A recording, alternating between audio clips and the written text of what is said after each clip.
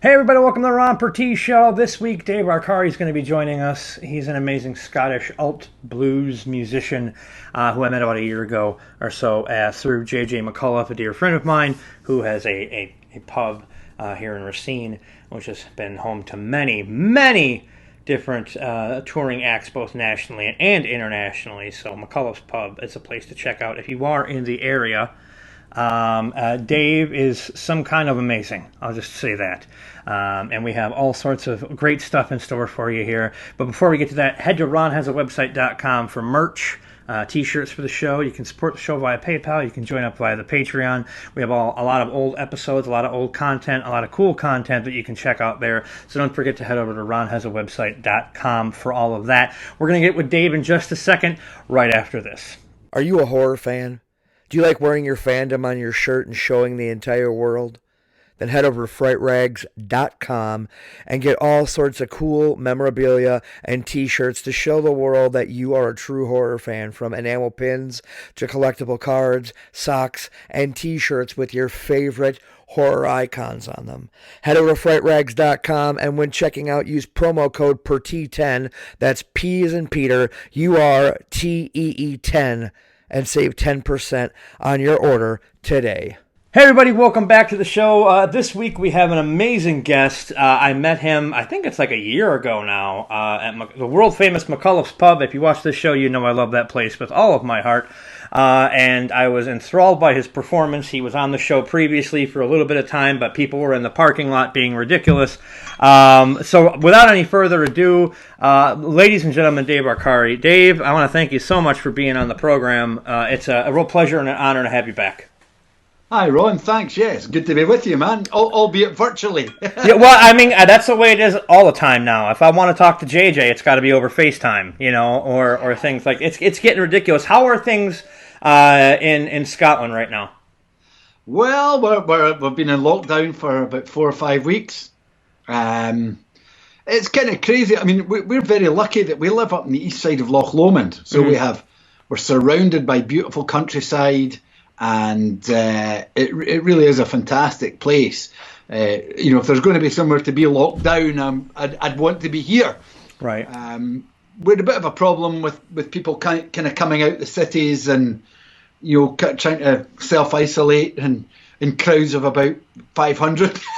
But they've all been the police have been pretty good. So people are slowly getting the message: stay at home unless you have to do sort of very necessary journey. Right, like if you have to go to the grocery store or something like that, that's important. Now, you're able to go outside and just kind of like breathe in fresh air.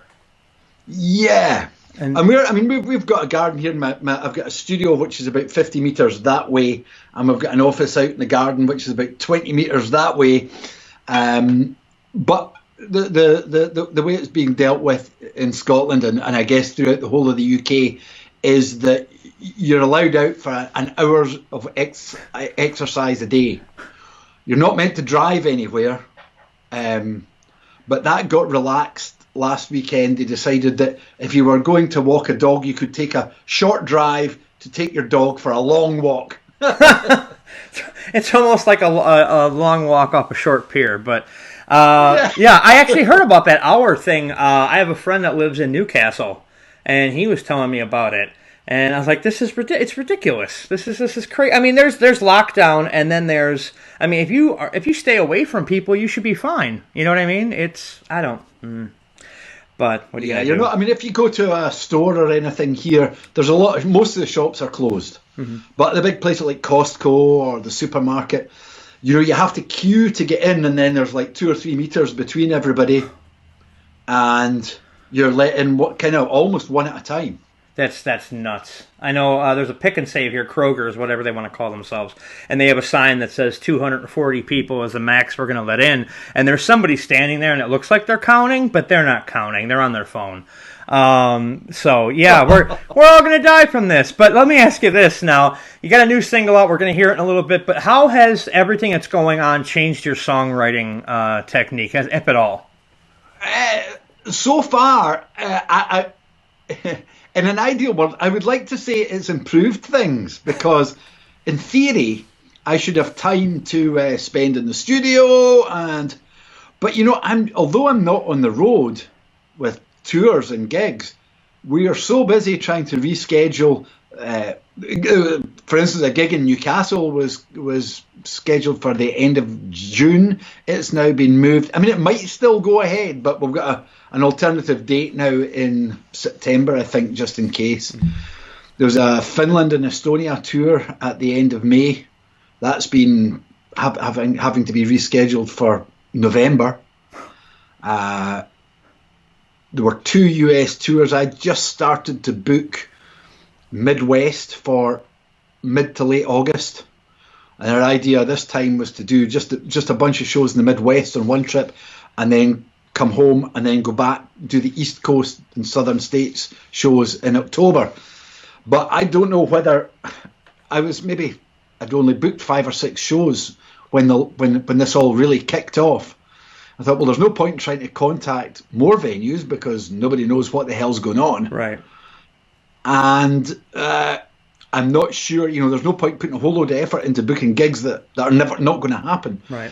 But there are some really great gigs penciled in for the end of August. The Hook and Ladder Theatre up in Minneapolis, and there's a few shows started to come in. But as yet, I'm just keeping a really close watch in case, so that if we have to move them, we do it as soon as possible. Right. So we'll be very busy with that. The release of the single was Friday, but there's been a lot of work around that, social media stuff. Done one online concert so far at the end of March, and I'm doing another full-length concert on my Facebook page this coming Monday at 8 p.m. UK time. So that's going to... Okay, yeah. This is probably going to be out after that. It'll be the day after that. So I'll be sure to promote it, no problem. And the idea with that really is that it's free to watch, but there's a PayPal me link. Right. If anybody feels that they want to be able to, or is in a position to help out. But most people are in the same boat here. You can't be asking for help for people that are needing help themselves. Right. It's it almost seems like Canada has the best thing going, where they're getting those checks every month, and it's a bunch of crazy stuff. I hope on that Midwest tour you're coming my way. Well, it certainly will be in Racine if it goes ahead. I haven't actually spoken to JJ about it yet, but he's always top of my list in Racine, so it's always a fun time when you come through this way. We have fun anyway. You gotta have fun in this kind of, and I mean, you gotta go out and you gotta keep doing what you do best when it comes to this kind of thing. You mentioned the online concerts and so forth. You have to keep doing that. Have you noticed an increase in like streams on Spotify or downloads of the albums or your albums since this whole thing started? There's been quite a steady stream of physical merch orders through my website for things like T-shirts and vinyl and CDs. Right. Streams started going up on Friday with the new single. That really seems to be the thing that drives Spotify streams, is when there's something new. Yeah, go figure. Stupid Spotify. So, and I've got another single scheduled for release on the 15th of May. Well, there you go. You gotta. So do you have an album's worth of stuff that you're like going to be like kind of like just slowly dripping out? Yeah, close. My idea is now that really full albums will be something that I'll tend to do just for, basically for the merch table at gigs, right? And maybe vinyl collectors and stuff. So I've got on the live album, there's 2 or 3 songs that haven't been on any studio albums. Okay. So I'll probably do studio versions of these. There's a couple of there's 1, 2, 3. There'll have been 4 singles after the middle of May that haven't been on any physical format at all. Oh. And I'm hoping. I mean, really, what I'm trying to do is I'm trying to get all the videos. I mean, there's a video. I'm just halfway through editing a video for the single that's coming in May. I'll hopefully have that finished this week, and then I can sort of start to concentrate trying to write some new stuff, because I think it's important. If I can have a new release every 6 or 7 weeks, and then when it does come time to put an album together, I would maybe have 3 or 4 songs that haven't yet been put out there would go on the album. Right. Do you? I think. Oh yeah. Well, it makes sense. I mean, do you? Like how has I know you said it, the songwriting should improve, right? Because that's all you had time to do at this point. But has anything like has everything going on influenced what you're writing about? No. No, I need you to be more to the point with that answer. A little bit more to the point. No. Okay, sure. Works for me. I have to be honest. I'd love to say that I wrote topical songs, but I guess my songs are more about points of view on things and experiences rather than necessarily things that are topical. But you know what? Sometimes I think I've written a song and it's about nothing. It's just nonsense. And then I go back and listen to it and I'm like, actually, it's got a very clear story. So I would suspect that the current goings on are filtering through and sort of lurking about in my subconscious and probably will have some kind of effect on stuff in time. Not soon enough, though. Not soon enough to get that Quarantine album out, right? Oh, and there's and in some ways I'm not too unhappy about it because already I'm looking at playlists and stuff and I'm seeing everybody's releasing a quarantine song or a COVID song or a virus song. And I'm thinking, do you know what? Everybody's sick to death of this. But what I did do, another thing is that there's an awful lot of people, when you do a live stream, if it's a full concert, you can't really do one today and one next week as if you were playing Glasgow and then London and then New York because the global audience has access. So you're hopefully not always playing to the same people when you're streaming, but there needs to be, I think, about one live stream a month really is, or a full concert. I mean, I do live streams every other week, right, just talking shit, but it's probably much more effective to do the full concert things with bit production no more than once a month, I don't think. Yeah, that makes sense because you could get people from the first the first full concert tells their friends and then they tune in and they tell their friends and they tune in. It's all a big snowball going downhill about getting more people in. And I'm hoping that you on the show is going to help bring more people in and buying more physical media and merch and stuff like that. If you get a size 4X shirt, I will rock the hell out of it. So it's you mentioned the video coming out and for the single in May. Do you have one coming out for the new single that's out now? Yep, it's on my Facebook page, YouTube channel. I think there's two versions on YouTube. On my YouTube channel, there's one that's just normal, and there's one that's kind of got lyric captions on it. Mm-hmm. And I at that point we weren't really meant to go out at all, so I just basically had to film that in the studio with some green screen and hope that it's pretty Heath Robinson do-it-yourself effort. Just cross your fingers. Just cross your fingers, right? I noticed that now you were mentioning the live shows and everything. It's like I've noticed now doing the show this way as opposed to the other way that we did it before, in a parking lot. That this is it's actually I commented on Facebook. I said that who knew that I would find my niche at the end of the world. It's like, well, that's great. I finally know what I'm meant to do, and the world comes to an end. But it is what it is, I suppose.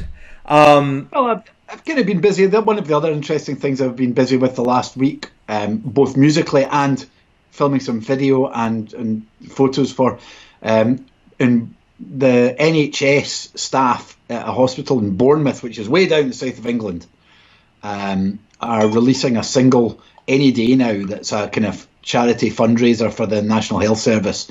So I got asked to play some guitar on that and contribute that. So that was an interesting. It was totally not my style. It's kind of electric guitar with widdly stuff on it. An electric guitar? What the hell? That's a little. I'm a little scared, but I'll deal with it. Me too. But I think I'll deal with it. Now I often wonder.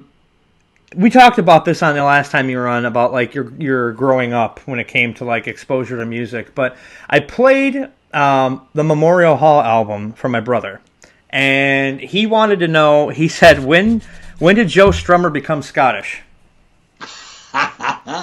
And tell him thank you for the compliment. Oh, I will. How big of an influence was he on everything you do? Not so much at the start, because see, when I started out, I was trying to probably play regular blues stuff. Mm-hmm. And then I kind of realized that I couldn't do that. Not for any reason. I didn't have the chops. I wasn't able to sing the stuff. But it was when I started doing my own thing. I mean, I was probably about 13 or 14 when the Clash kind of broke out. Mm-hmm. And punk I wasn't so much into punk at that stage, but I was very aware of it. But as I grew older, and then I ran a recording studio for a while in the early 90s, and that kind of opened my ears to a lot of stuff. And then now, punk is I love all kinds of music, and I'm influenced by all kinds of music. I'm probably actually more influenced by Joe's stuff with the Mescaleros and stuff like that. But there's some. He kind of got the punk thing, and he kind of merged it with everything from kind of folk and country to right through to reggae, I guess. Right. And showed that punk doesn't necessarily have to be anarchy in the UK, no. Although that, I guess, is a signature sound. Punk is probably as much an attitude, a DIY ethic as anything else. So right. I think I took a lot of that from that scene, Well, that's the important stuff to take from it. I think punk is an attitude, and it's a state of mind, and you can. I mean, if you look at like Bad Religion, for example, they don't have spiky hair and spikes on their jackets and stuff. I mean, the lead singers safety pins through the nose. They're not they're not cursing at people all the time. And I think the most punk thing that they did was the singer is now a doctor of evolutionary biology from a well-respected college over here in the States. I'm like, how punk is that? To become a doctor, to kind of like to people. That's just the way but what it is. But what would be truly great was if he was a doctor but had 6-inch super glued spikes and some safety pins. Now that would be cool. That would be amazing. You go to a lecture and there he is with safety pins in both parts of his nose and gauges in his ears about that big, and it would be a giant shit show. But it would be fun. I would want that on in my DVD and Blu-ray collection. That's for sure. But we're gonna take a quick break. When we come back, Dave's gonna perform his new single for us. And I can't wait for you all to hear it. It's called Stick to Your Guns, and we will be right back. This episode of the Ron Purtee Show is brought to you by Audible.com. Get a free audiobook download and 30-day free trial at audibletrial.com/Ron Show. Over 150,000 titles to choose from for your iPhone, Android, Kindle, or MP3 player. So head over to audibletrial.com/Ron Show today. Ladies and gentlemen, welcome back to the Ron Purtee Show. Right now, we have an exclusive performance by Dave Arcari with his new single, Stick to Your Guns. And, I guess we'll just let him do his thing. Dave? Thanks, Ron. I've been told that you're wildly bold, smoky and sweet, the kind of like to meet. Oh, everybody wants to spend time with you. Oh, everybody wants to spend time with you.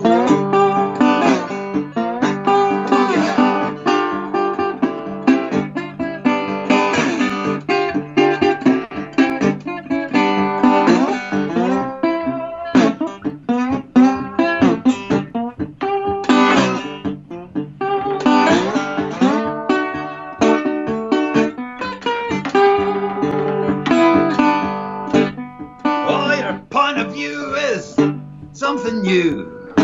Hear the moan and you stand alone, or you stick to your guns and you're keeping it real. Stick to your guns and you're keeping it real. All for you, but not for you. Play the blues and you break the rules. You're an independent spirit, mind of your own. Oh, you're an independent spirit, mind of your own.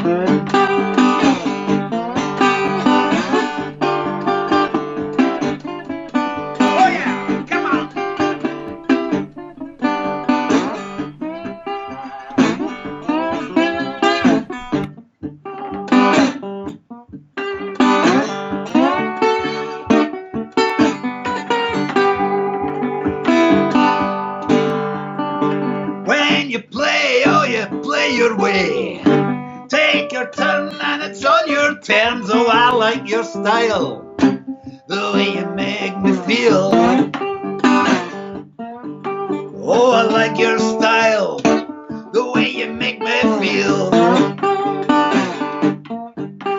Oh, I like your style, the way you make me feel.